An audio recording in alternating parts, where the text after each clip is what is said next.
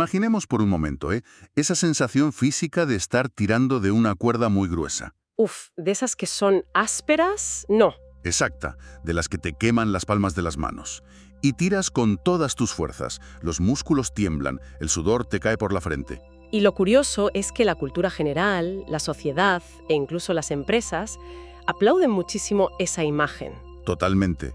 Hay un mensaje constante como un mantra de que el éxito requiere sufrimiento, que la disciplina feroz es el único camino. El famoso sin dolor no hay beneficio. Eso es. Pero claro, la realidad empírica es que esa cuerda al final solo produce un desgaste absoluto. Un agotamiento profundo en la gente. Completamente. Y por eso, nuestra misión en este análisis a fondo de hoy es desgranar exactamente por qué ocurre esto. Vamos a sumergirnos en el trabajo del psiquiatra David R. Hawkins. Una figura clave, sí. Textos como Dejar ir o El poder contra la fuerza. Queremos entender por qué esa disciplina basada en el castigo nos agota y cuál es la alternativa para salir de esa trampa. Vale, vamos a desgranar esto, porque la premisa le da la vuelta por completo a cómo entendemos el esfuerzo. Y lo fascinante aquí es que este nivel de fatiga existencial de la gente no es un síntoma de debilidad. No, siempre pensamos que si no llegamos es por culpa nuestra. Ya, pero no. Hawkins diagnostica esto como un error masivo de programación cultural. Estoy convencida de que para entender el problema, primero hay que mirar el mapa de la conciencia de Hawkins. Ah, sí, la escala numérica, ¿verdad? Exacto. Es una escala logarítmica que va del 0 al 1000. Cataloga todas las emociones humanas según su frecuencia energética y traza una línea divisoria clarísima en el nivel 200. Que es el nivel del coraje, si no recuerdo mal. Eso es.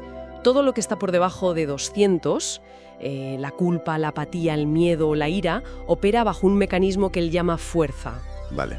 Y todo lo que está por encima, como la aceptación o el amor, opera bajo el poder. Y oye, la sociedad confunde estos dos términos constantemente. Los usamos como sinónimos y son diametralmente opuestos. Totalmente opuestos. La fuerza, que es de donde nace esa disciplina de tirar de la cuerda, pertenece solo al ego. Claro, y por física pura la fuerza siempre crea una contrafuerza. Crea resistencia, fricción. Exige un peaje de energía constante. Siempre vas en contra de algo.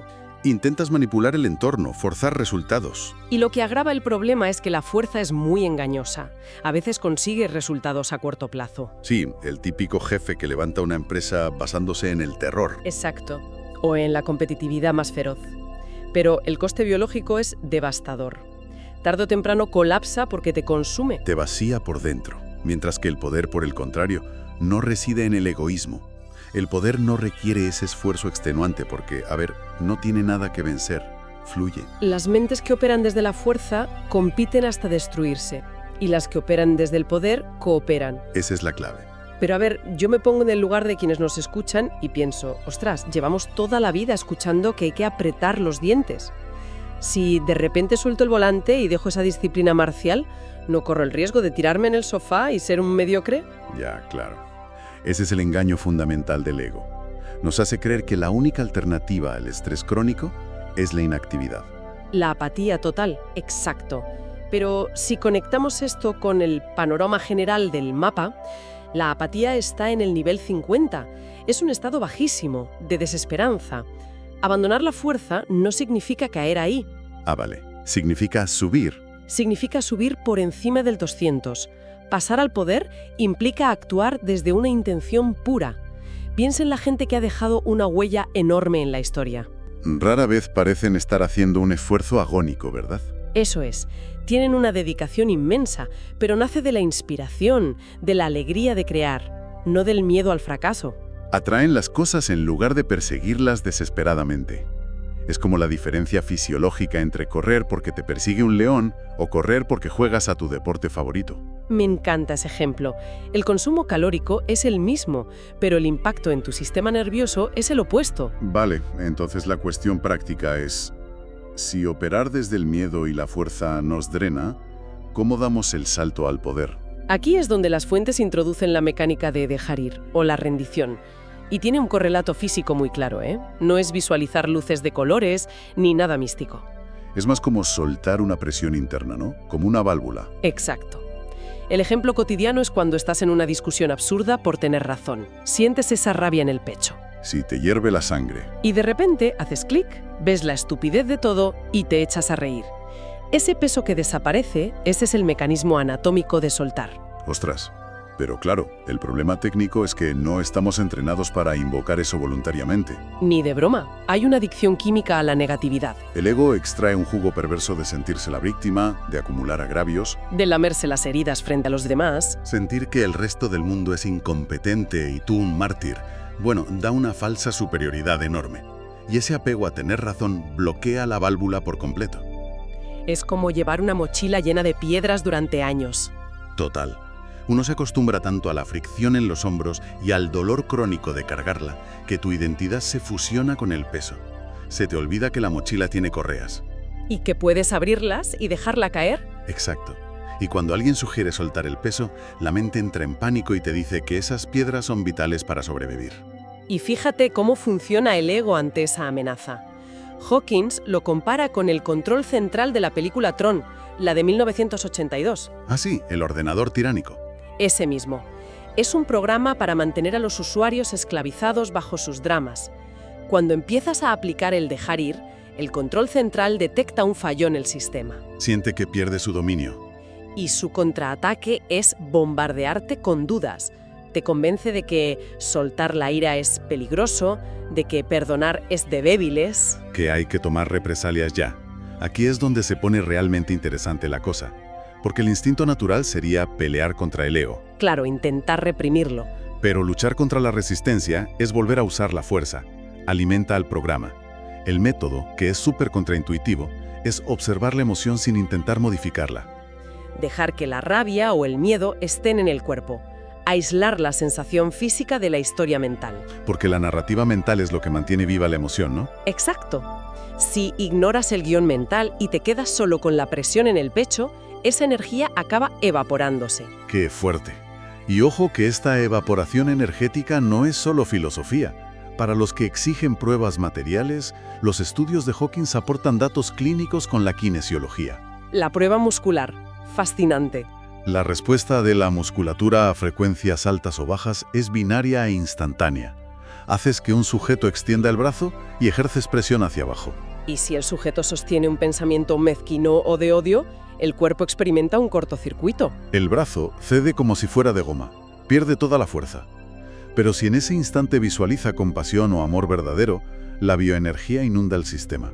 El brazo se vuelve de acero, casi imposible de bajar. Lo que demuestra empíricamente que el cuerpo repudia las emociones por debajo de 200. Almacenar resentimiento drena tu batería en tiempo real. Y esto va más allá de la piel humana. Entramos en la sincronicidad de Jung. Hawkins da ejemplos de cómo soltar altera la realidad externa. Sí, hay un caso en las fuentes espectacular, el del presidente de una compañía de 50 empleados.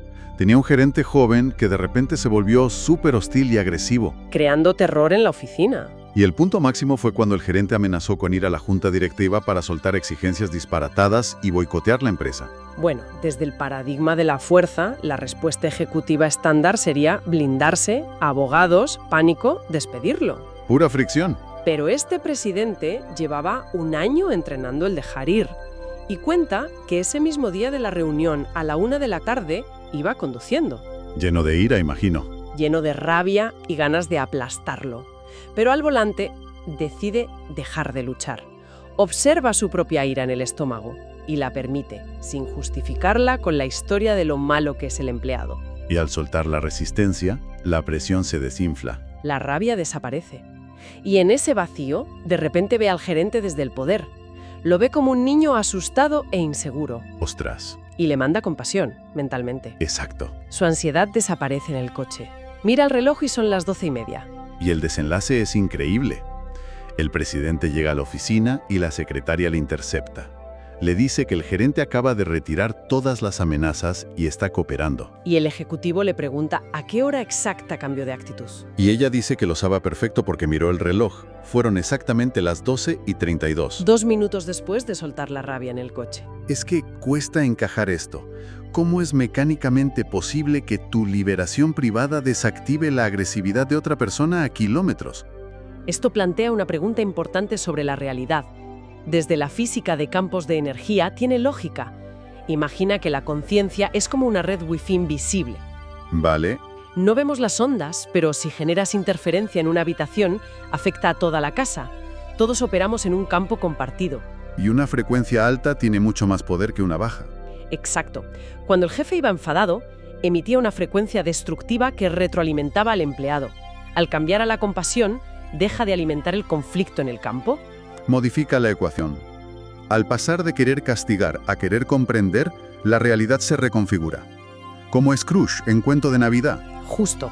Cuando Scrooge cambia de la avaricia a la generosidad, el mundo a su alrededor florece sin forzar a nadie. Oye, y esta comprensión es la herramienta definitiva para el día a día, porque la aplicación más urgente es para las piedras más pesadas de esa mochila. El sufrimiento por la pérdida y la culpa. Exacto, que son los bloqueos que nos mantienen encadenados al agotamiento. Las áreas donde la disciplina tradicional hace más daño, porque nos enseñan a ser fuertes reprimiendo el dolor. El caso del perro viejo de la familia, Robert. Sí, todos saben que se va a morir, pero evitan el pensamiento, cambian de tema, lo niegan. Esa es la resistencia en estado puro. Creemos que así esquivamos el golpe, pero el miedo queda en las células, genera cortisol. Intentamos controlar el flujo natural exigiendo que nada cambie. Hawkins dice que, frente a eso, hay que sumergirse de cabeza en el dolor. Sentarte, visualizar la pérdida de Robert y permitir que la ola de dolor físico te atraviese entera, sin juzgar. Y el principio psicológico aquí es clave. El sufrimiento desnudo, sin resistencia, tiene el límite de tiempo. La biología no puede sostener el llanto indefinidamente. El tanque se vacía en minutos u horas. El problema es cuando la mente crea el bucle de la canción Cry Me a River. Llorar por la historia, por el ¿por qué a mí?, en lugar de soltar la emoción física. Si te aferras a la narrativa, el duelo dura décadas. Si rindes la resistencia, se limpia rápido. Y lo mismo con la culpa crónica. Esa manía de revisitar errores y flagelarnos. Las fuentes plantean preguntas súper liberadoras sobre esto. Sí, preguntan, oye, ¿y cuándo nos enseñaron autosanación emocional en el colegio? ¿Qué curso nos dieron sobre campos de conciencia? Ninguno, claro.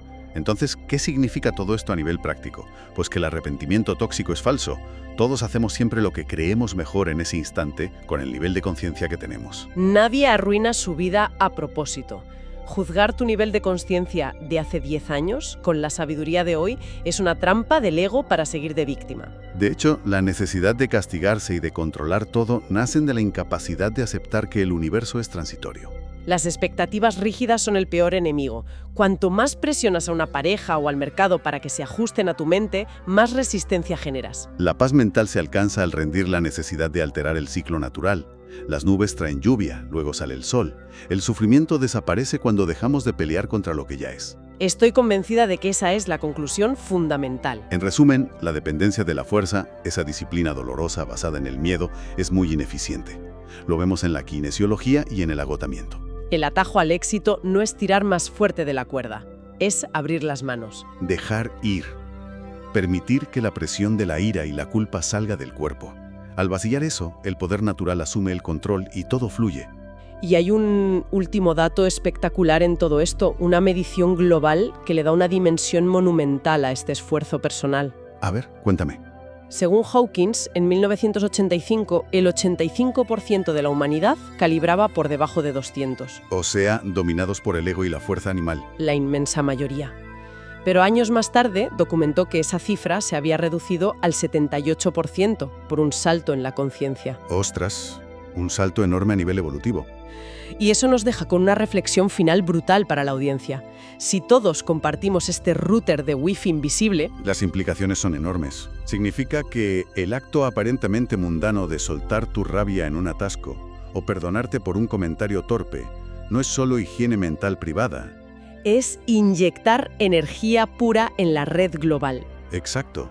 Renunciando a esa negatividad, estamos empujando literalmente hacia arriba el nivel de conciencia de la especie humana entera. Saber que tu propia paz es el mayor servicio a la humanidad es increíble. Es, sin duda, la razón definitiva para soltar esa cuerda áspera de una vez por todas.